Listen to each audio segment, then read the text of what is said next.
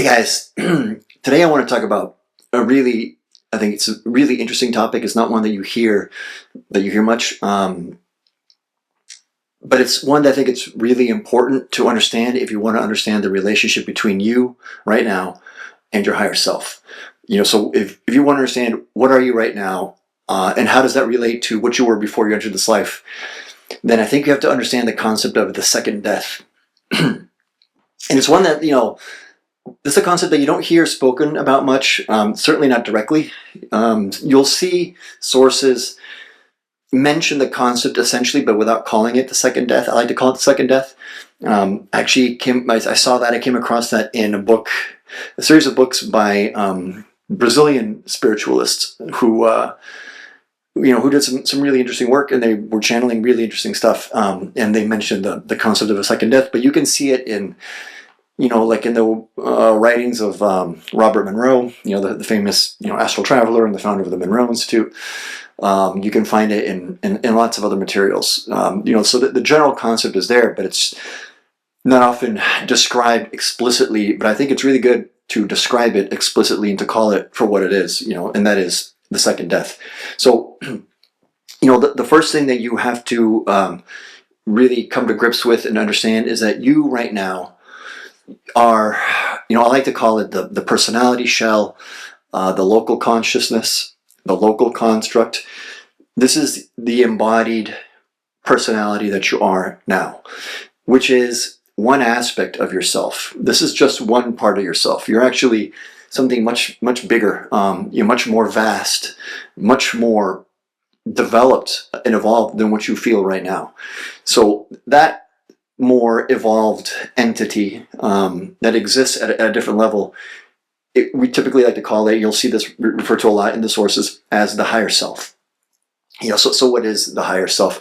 The higher self is, you should think of it as more properly the true version of you.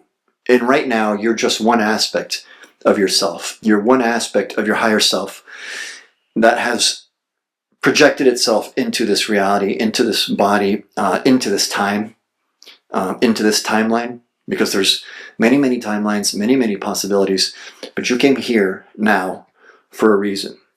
And your higher self basically extends a piece of its consciousness. It extends part of itself into this world and into a physical incarnation for the purpose of experience and for the purpose of learning.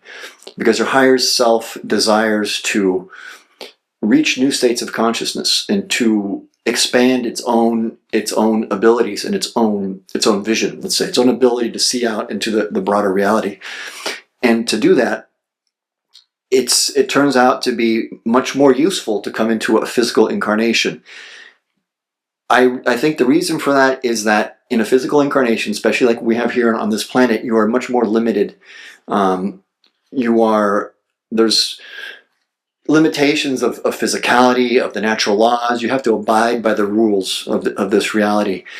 And that can seem maybe, harsh or unfair, and sometimes it sucks, and you have to go through, a whole lot of stuff that you really might not want to go through, but that's the whole point. The lessons that you need to learn aren't necessarily going to be pleasant. And sometimes, the most important lessons are the ones that you may have actually avoided had you had the opportunity and had you had the chance.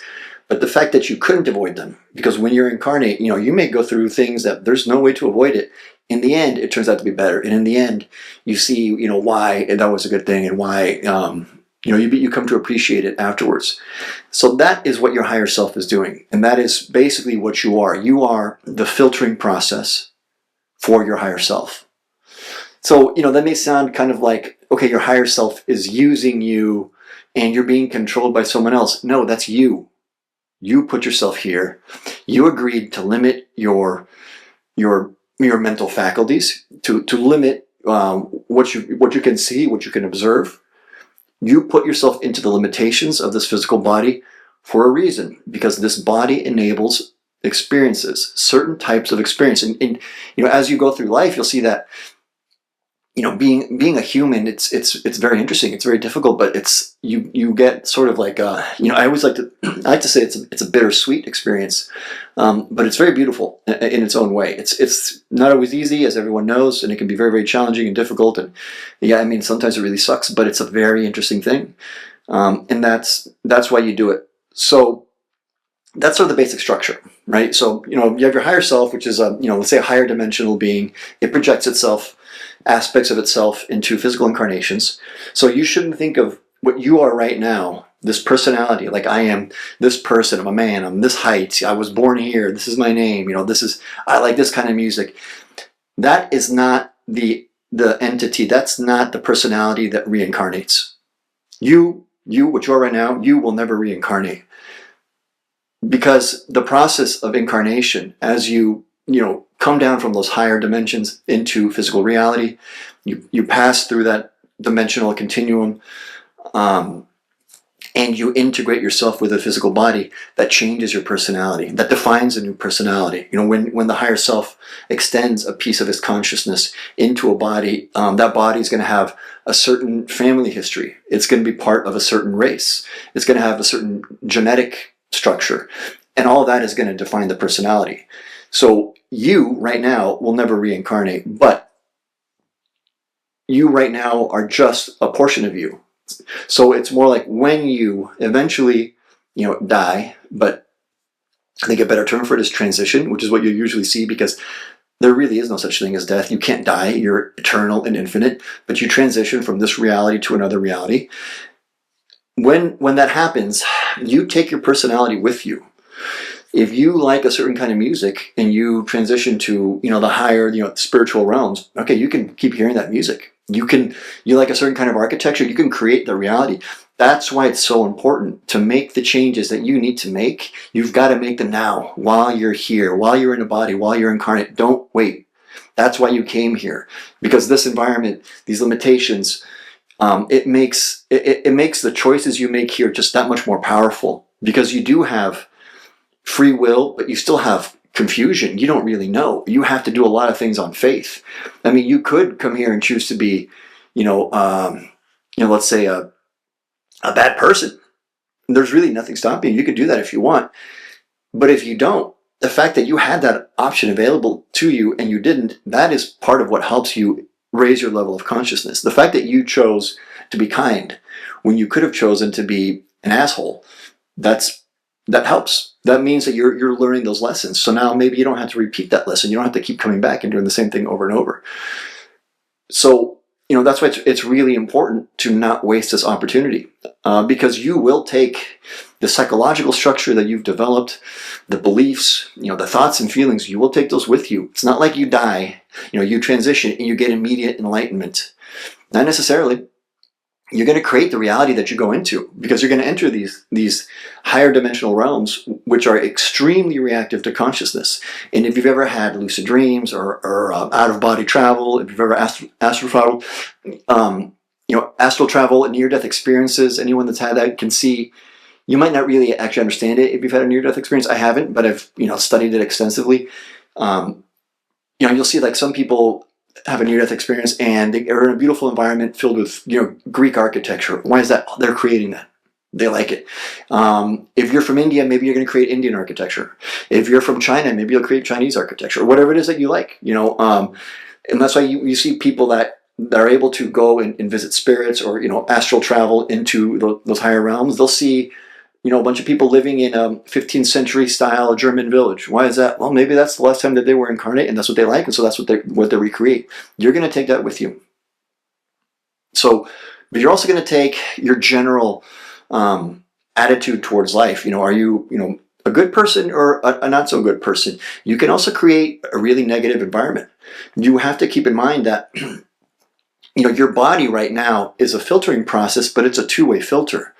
Not only does it filter, things that are coming in, so it filters, what you see because it's going through your eyes, what you hear, your body is filtering all that. It's also filtering things on the way out. Because in these higher realms, your consciousness is much less filtered or maybe not filtered at all. And so you can create the reality around you. While you're incarnate, you can't really create the environment around you. You have to work through your body. And that creates a certain limitation which creates a certain set of experiences that you can have. So you may be in a close relationship with people that you find very challenging and difficult. Well, you can't just snap your fingers and disappear. You've got to deal with that.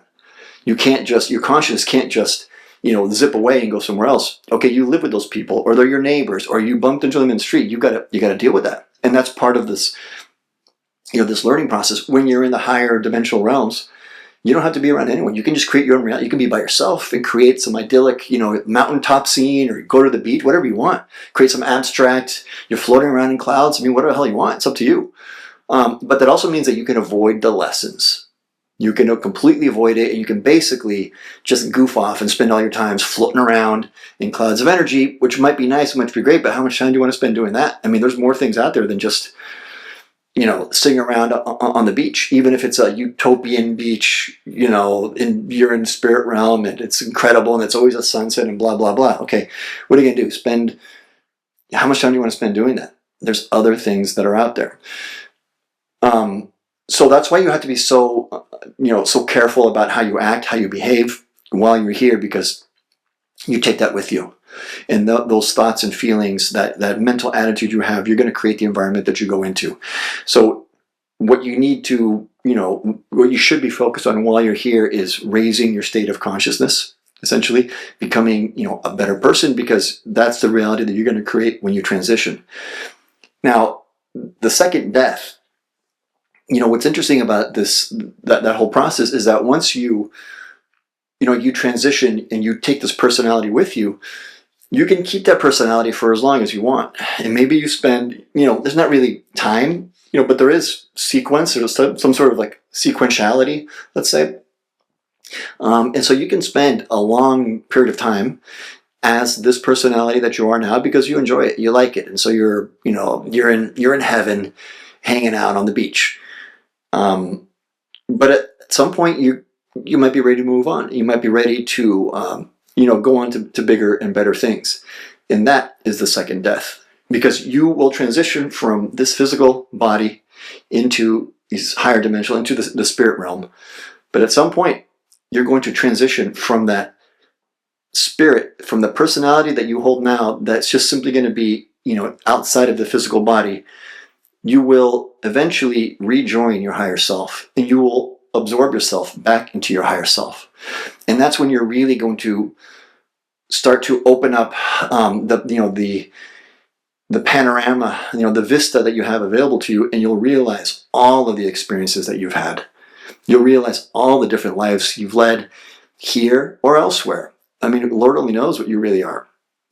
You may not know that, because that higher self is itself part of another higher self that goes even higher up, and another one. This is, the source consciousness has created a hierarchy of consciousness, and you don't know how far back it goes. If you're here on this planet with us, we're all pretty far removed from the source consciousness, which is not a bad thing. It's a good thing in the sense that the further down the hierarchy of consciousness you are, the greater the possibility for experience, because you don't know what you are.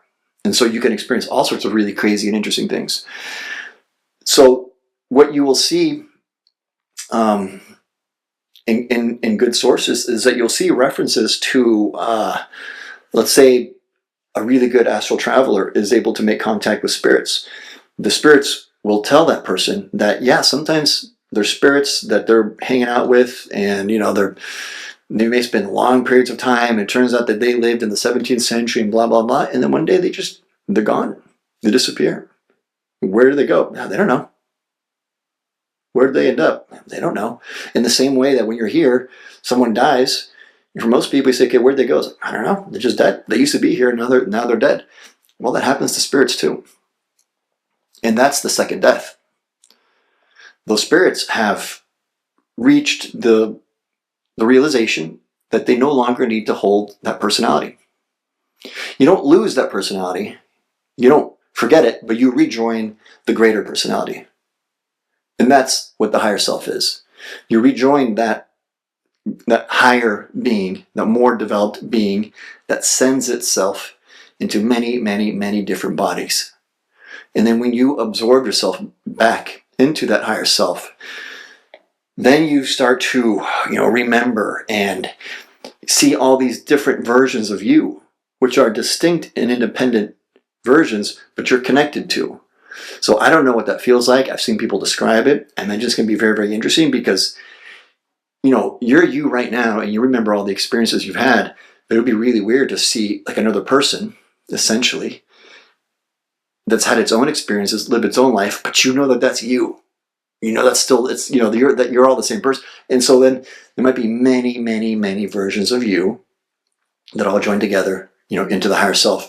And once you absorb yourself back into the higher self, you'll rejoin with that. So it's one of the, interesting properties of consciousness, that consciousness is very malleable. It can extend itself. It can extend itself into another body. It can choose to forget. It can encapsulate a version of itself into some other form, but always remain connected and then absorb that back. Consciousness can blend with other consciousness. So two separate consciousness can, let's say two separate higher selves can agree to jointly project themselves into a single body. And when they're in that single body has one unique, unified consciousness and personality, but both of the higher selves are experiencing it and they're both affecting it. So it's not like, who's in charge or what. It's like it creates a joint consciousness, and the human form can support that. That joint consciousness, it can be two beings, two higher selves that are in spirit realm, let's say, so they're essentially human. It could be a human higher self and a non-human higher self. That may be you. That may be you right now, and you would have no way of knowing it because that's the point. The point is to come here and have this experience as human. That's why you've chosen to forget. If you remembered, it wouldn't be a real experience. And it would defeat the purpose. There would be no point to it. That's why you've chosen to not remember. And that's one of the features of this planet at this point in time, with the human race in the state that it's in, the way it's in right now. That's one of the points. That's what this world is for right now. That will change. This is just part of the development of the human race, and there might be a point, I think that time is coming soon, when many, many people aren't going to need that experience of forgetting. Some people will still want to come and be, an old school natural human and forget, but there's many of us that are ready to do something new. And that change is coming. And I think we're going to see it, I think in the next 20 years. I think that's what this whole, people like to talk about ascension and things like that. It's not like there's a genetic change. Our DNA is going to be the same, but there's going to be a change in the collective consciousness of humanity. And what that's going to enable is that you're going to, when you incarnate, you're going to be able to remain connected to that collective consciousness, and you're going to remain connected to your higher self. So you're going to have an understanding of your true nature, of what you really are, and that's going to enable you to have a different set of experiences. It's not that this set of experiences, when you pass behind the veil of forgetting, is bad. It's just, one possible set of experiences for, a certain point in time, a certain point in your development. You should think of it as like childhood. Is childhood good or bad? It's just interesting. You've got to go through childhood, and it's cool. Like when you're a kid, there's great things you do when you're a kid and you enjoy it, and maybe there's not so great things. It's just part of development. And then you become a teenager, and that has its pluses and minuses, and then you're an adult, et cetera, et cetera. It's all just different experiences, and that's ultimately what this is for. This is all experience for the creator. This is source consciousness, choosing to hide from itself and undergoing this illusion of separation, pretending that it's separated, and pretending that it's all these different beings and all these different people. But there is no separation. There is just the one unified consciousness. There's only one consciousness. It's not that you have a consciousness and I have a consciousness. We interpret that right now. That's what it feels like to us because it enables experience. There's only one consciousness, the one. And that's it. That's the source consciousness. But consciousness is playing a game with itself. And it's playing it through you. And that's, it's wild to think about it, but it's really cool and it's special. But there's many other modes of beings, many other types of experience to be had. And the source consciousness is doing, Lord only knows what it's doing on other planets, in other universes, in other dimensions.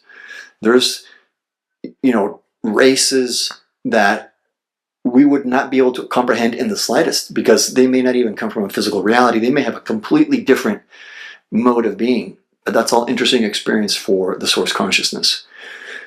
But from our perspective, what are we now? Well, we're humans, and no human is special. No human is better than any other human. Just humans are different. Every human is different, but no one is special. Everyone is just different. And that helps us to have a very particular type of experience. I think it's a very vivid experience to be human, and to go through ups and downs and pain and happiness, and to get married and have children and have to stress about all the things you have to stress about, and the world is falling to pieces, and then there's fucking people doing satanic rituals. What the hell's going on? And you're stuck here. You're like, what the hell am I doing here? But it's interesting. You just ask yourself, if I was an infinite consciousness, as hard as that is to imagine, would it be interesting to go through this? Yeah, that could be interesting. Well, that's what source consciousness is doing. It's exploring all possibilities. It's here as a human. It's some alien race there, some alien race there. It's interdimensional. It's a rock. It's a butterfly. It's a tree. It's a chair. It's everything. It's experiencing everything. And the source consciousness is experiencing itself. But it does that through you. Part of it is through you, through your eyes, and you give it a perspective. You give it a unique perspective in the same way that you might ask someone their opinion of you. But here you're walking around in this world, you might ask someone their opinion of you, even though you know yourself. You already know yourself, and you know who you are, but you might wonder, hey, what do you think of me? It's kind of like if you're in a corporate environment, these reviews that people do, well, that's what that's for. It's like, okay, yeah, I know what my job is, but you tell me what you think of how I'm doing my job. Well, in a sense, that's kind of what source consciousness is doing. It's asking itself, hey, what am I? Who am I? What am I? I want to see myself from a different perspective. Okay, that's you. That's you right now. So, I don't think it's good or it's helpful to think that you're going to lose your personality, because you're not. Nothing is lost or destroyed. Everything that's created remains forever in the memories, or somehow in what source consciousness is doing. But don't remain too attached to this to this form and to this personality that you are now, because this is just one perspective, one possible view on something that's infinite. And it's really cool to do it, to be here, to experience it, but there's other things to go experience as well. So there's no point in hanging on to this too tightly. It'll be really interesting when you regain that broader perspective, and you remember why it is that you came down here. Why did you send yourself down here? You can, I think, get some sort of idea. You can see the things that you've gone through in your life, and you can think, okay, maybe that's what I'm doing. I don't really know, but I can take a guess at why I came, but it's really hard to say for sure. One thing you certainly can do is, if you keep experiencing the same difficulties over and over and over, so you're giving yourself a lesson, and it's a lesson that you're not learning. So then you have to continue receiving the lesson until you learn it. So you can pay attention to your life and to the things that are happening, and start to get some sense of what you're supposed to do and what you came here to learn. But broadly speaking, everything that you do and everything that you create and experience while you're here is to increase your state of consciousness. And it just turns out that at the stage of development that we're at, this physical world, with good and evil and all the challenges and all the the difficulties that it brings, it just makes a fantastic school. It's the school of hard knocks, and you go through it and you learn a lot. So I hope that helps. It's something to keep your eyes peeled for when you start to read through. I think a lot of the more ancient sources, the more, kind of classically spiritual sources that talk about, catching glimpses of a reunion, I think a lot of times they think it's a reunion with the ultimate source. I don't think that's true. Not at the stage that we're at. I think maybe eventually you'll get there, but eventually, like in a really, really long time. I think what more likely when people get some feeling of that, they're reuniting with their higher self. And that's such a powerful experience that it is, presumably like, a utopia kind of experience, and just like a, just like some sort of incredible, overwhelming spiritual sensation. But that's not source consciousness. That's your higher self. And so you'll see that in ancient sources.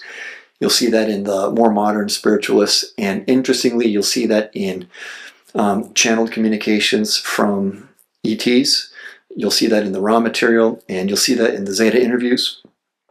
And both of those are ones that I recommend reading a lot. Read them over and over and over, because every time you read them, you're going to get something different out of them. But the Zeta are very clear in what they say about, individual spirits, and then how each spirit will spend some amount of time in spirit realm, and then reunite with the higher self. And when it does so, it basically disappears from the spirit realm. That it no longer needs that experience. So for some period of time, you need the experience here on the physical planet, and you're going to learn a lot of stuff, go through a bunch of crazy things. For some amount of time, you're basically processing that, and you're, I don't know, maybe take a little break. It's like a little well-earned vacation in the spirit realm. But that's only going to be for some amount of time, and then you'll rejoin your higher self and your higher state of being. And that's when you can sort of, reevaluate, all right, what's next? What did I learn? What did I, not learn? Where did I fail? What do I need to do next? And then you can start to plan your next incarnation. And I also think it's important to keep in mind that as you walk around and you see everyone around you, there is something, close to the concept of a young soul. And not everyone that incarnates is really doing it in a planned fashion or in a very purposeful fashion, because at the early stages of your development, all experience is valuable. So you might just incarnate at random, and you can kind of get a sense of people who maybe you think that's what they're doing.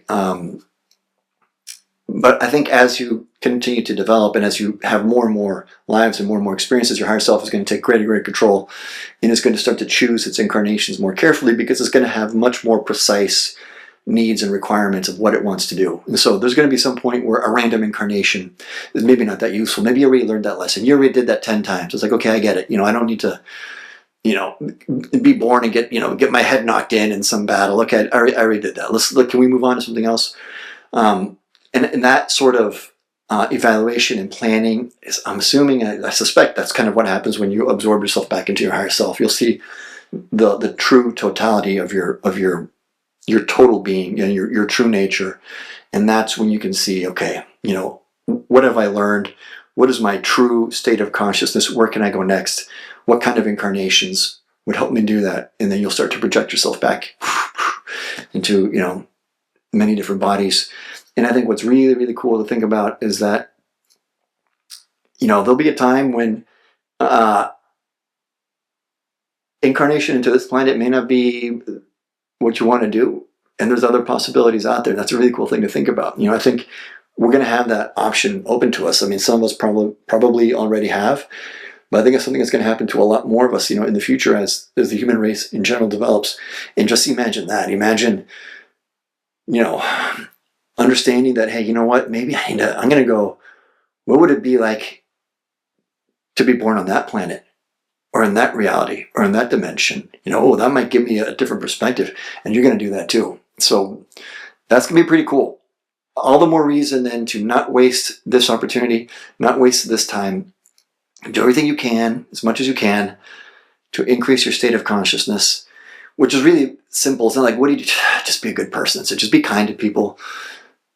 I know it's not easy, but be kind, be compassionate, be a good person, and you're slowly going to move up. And the reward it's not like there's someone judging you and telling you, okay, great, you've graduated. It's you are increasing your own ability, your own vision, and you increase your own possibilities, the possibilities of your own free will. So you're doing it to yourself. You judge yourself, you hold yourself back, or you throw yourself forward. It's all up to you. And you can spend as much time as you want just going through this recycled process of incarnating here, going back to spirit, incarnating. I mean, you want to spend, 1,000 years, 100,000 years, I mean, it's up to you, right? But once you get to a certain point, you're like, I think I've had enough.